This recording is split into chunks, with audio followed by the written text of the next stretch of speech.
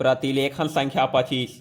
सभापति महोदय, अब मैं आर्थिक मामलों पर आना चाहता हूँ। मैं अधिक समय नहीं लूँगा। इस बात को सभी स्वीकार करेंगे कि तीव्र गति से हमारी आर्थिक प्रगति हो, इसका प्रबंध किया जाना चाहिए। इसके लिए ऐसा वातावरण बनाने की आवश्यकता है जिससे उत्पादन बढ़ सके, वितरण में समानता आ सके और उपभोग में संयम से काम लिया जा सके। हर बजट को और हर कर प्रस्ताव को इसी कसौटी पर कसा जाएगा। यथा क्या उसमें उत्पादन बढ़ता है, क्या वितरण में समानता आती है, और तीसरी बात यह है कि क्या हम देश में ऐसा वातावरण बना सकते हैं कि लोग जितना कमाते हैं उतना खर्च न करें, उसमें से बचाएं और उसे राष्ट्र की समृद्धि में लगाएं। अगर इस कसौटी पर सरकार की आर्थिक नीतियां कसी जाए तो मुझे लगता है कि उनमें पर्याप्त सुधार की गुंजाइश है।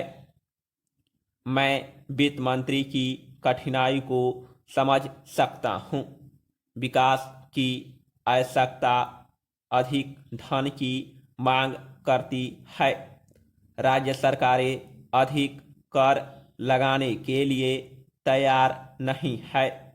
वे केंद्र से कर्जा लेकर अपना काम चलाना चाहती है। वहाँ कोई वित्तीय अनुशासन नहीं है। यह सारा बोझा केंद्र को उठाना पड़ेगा और केंद्रीय सरकार कठिनाई में पड़ेगी। इसलिए मैं समझता और सुझाव को दोहराना चाहता हूँ कि राज्यों को इस संबंध में निर्देश दिया जाना चाहिए। संविधान के अंतर्गत केंद्र इन राज्यों को निर्देश दे सकता है कि वह अपने साधनों के अंतर्गत अपने खर्च को चलाएं। केंद्र के कर्ज पर निर्भर नहीं रहना चाहिए। विशेष परिस्थितियों में कर्जा दिया जा सकता है,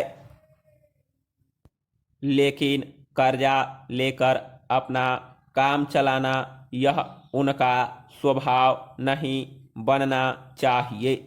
अपवाद रूप में कर्जा लेकर वह किसी विशेष परिस्थिति का सामना करने के लिए प्रस्तुत हो तो उसका विरोध नहीं किया जा सकता।